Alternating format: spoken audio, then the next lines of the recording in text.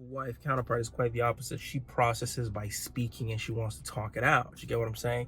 And that can make for very tense situations where for her, she needs to talk it out in order to come to resolution. For me, I'm like, I don't want to talk right now because if you make me speak, I will say something that we are both going to regret. So Shopé, I be Shopé honest. Someone I know got me on the next thing.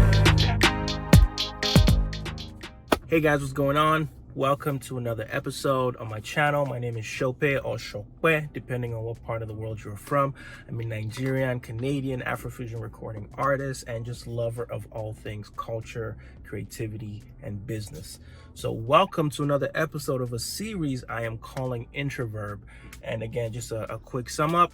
Introvert is a play on the word introvert and the word verb. So to be an introvert, we all generally have an idea of what that means, and a verb is an action word. So this series Introvert is just designed to give some practical and helpful tips about what it's like to be an introvert in an extroverted world, and just some tips and some things I am learning along the way. Dig what I'm saying? So today I want to talk about kind of like dealing with conflict and settling conflict as an introvert. So quick story.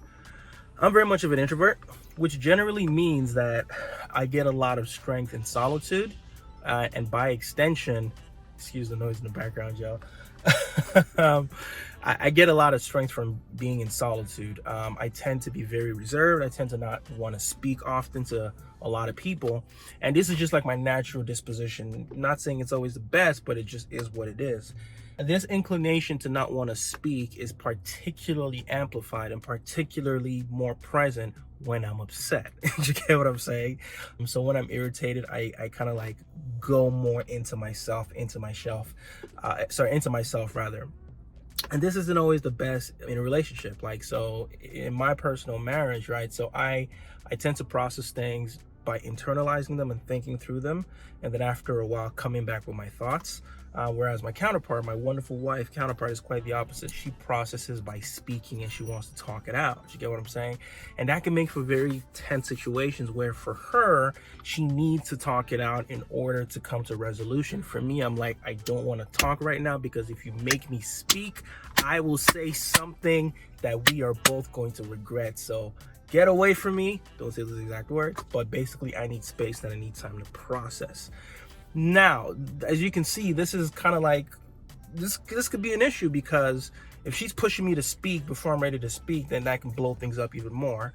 But at the same time, I have to be considerate of her and realize that the loving thing for her is that she needs to process. So how do we resolve these things? Well, they're never easy, but here are a couple of things. We kind of have to rewind before the conflict. You get what I'm saying? And as a general rule in life, I think it was, I forget where I heard this saying, but the saying said, you prepare for war during times of peace. You get what I'm saying? It's not when the opposing army are at the gates. That's when you're going to start trying to set up your ramparts and your battle and your defense. No, you need to set that stuff up before the war begins.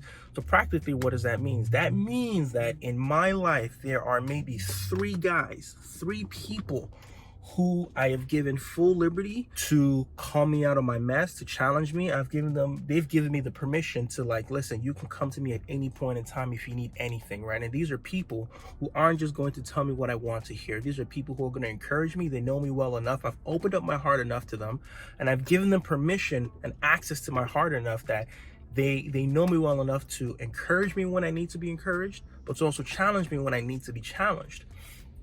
And we have such a strong relationship that of all the people in the world, even when I'm not feeling like speaking to anybody, chances are I can bring myself to speak to at least one of them. Do you get what I'm saying? And so these guys typically check in on me every now and then, or when I'm in this headspace of like, yo, she's pissing me off, I don't feel like talking to nobody right now, I can at least reach out to one of them to start bouncing my ideas, like my thoughts to them, saying, yo, this is what happened, this is how I'm feeling, what do you guys think? What do you think? And again, these guys are mature enough, they're spiritually mature, they try to like assess everything through a biblical worldview. I am a Christian, in case you didn't know, and try to give me like good advice and good counsel. So what does that mean? That practically means that when we are in this situation of like, listen, I don't want to speak to her right now, I want to speak to you, and I need my space, sometimes, and my wife and I, we've given each other permission to seek counsel from these people. So when we're both like, really upset with one another, I have the liberty to go to these guys, either one or all of them, and be like, yo, here's the situation. Here's how I see it. Here's what's going on. What do you guys think about it? And by extension, she also has those people, those women whom she can speak to, who can essentially help counsel her and guide her. And the benefit of this is that you have these independent third parties. Again, I always say, not everybody needs to know your business, but a few people need to know your business, because everything is done in community. And it's really weird to say that as an introvert, but that's just the fact of the matter, right? Like, we all need community. And so it's particularly helpful in those moments when our natural inclinations, our natural bends to solving conflict work in opposite direction. Mine says, I want to go and take time by myself. She's like, no, I need to talk this out right now. And there are weaknesses to both, right? So the strength to taking time is that you can process your thoughts and you're not impulsive in your speech.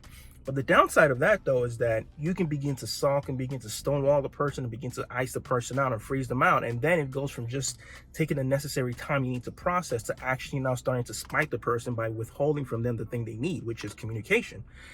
By extension, the strength of the individual who wants to talk it out in that moment is that, yeah, you can begin to work through issues quicker. But again, the downside is that if you're too quick to just speak, if you have verbal diarrhea, as it were, the Bible says, in the multitude of words, sin is not absent. So if you're just quick to speak, then you're more likely to say things out of line. So there are strengths and weaknesses to both, which is why it's very important to kind of have these neutral third parties who can help mediate these issues. And not all issues are that serious that we need to go to these third parties. You get what I'm saying? But there's some of them that are that significant. And there's sometimes when we get to that issue, she will literally say to me, or I will say to her, go and talk to this person and see if I'm tripping. You get what I'm saying? And she say the same thing to me, go talk to this person and see if I'm tripping. You get what I'm saying? And so that's just one of the tools that has been helpful and continues to be helpful to me in knowing how to resolve conflicts, specifically in a relationship as an introvert. You get what I'm saying? And I can go into more detail. I probably will do another video about the dynamics of those mentorship and accountability relationships that I have in my life, tell you who those guys are and some of the natures of those conversations and how those relationships are forged. We can go into more detail. But basically, that's one of the things that I do. And I'll add one little thing. One of these guys, one of these mentors once said to me once, he says, listen, I understand that you need the time and you need the space to process, and that can be a wise thing so you don't speak out of line.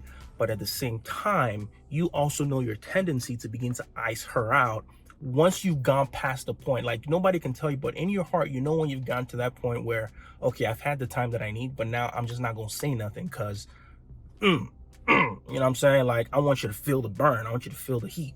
You know what I'm saying? I want you to feel the cold, whichever analogy you want to use. It's up to you. And he said, because you know that's an inclination, it might be helpful in those moments when she just wants to talk. You say to her, listen, give me 24 hours or give me 6 hours, but actually put a timestamp on that period so that she's not just in this limbo space of, okay, I know he needs time, but he knows I need communication.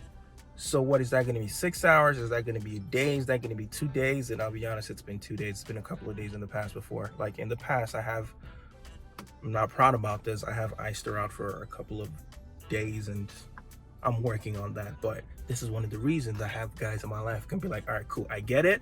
It's challenging, but it might be helpful. Not saying don't take your space, but it might be helpful to be like, to just give her a time frame. And what it also does is that it challenges you to actually come to a resolution, or at least come to a point in your thinking within a time frame, so that this conflict doesn't just linger and fester and result in more kind of like bitterness between both of y'all. But anyways, that's it for now. We're about 10 minutes, but thank you for sticking through to the end. You know what I'm saying? If you stuck through to the end and you're a real one, you already know what to do. You know what I'm saying? If you found this valuable, if you found this helpful, then do me a favor, smash the like button for the algos, subscribe and hit the bell notification, and check out my music, man. Like, check out my music. If you're not following me on socials, follow me on socials. If you're not following me on Spotify, follow me on Spotify, Apple Music, the whole shebang.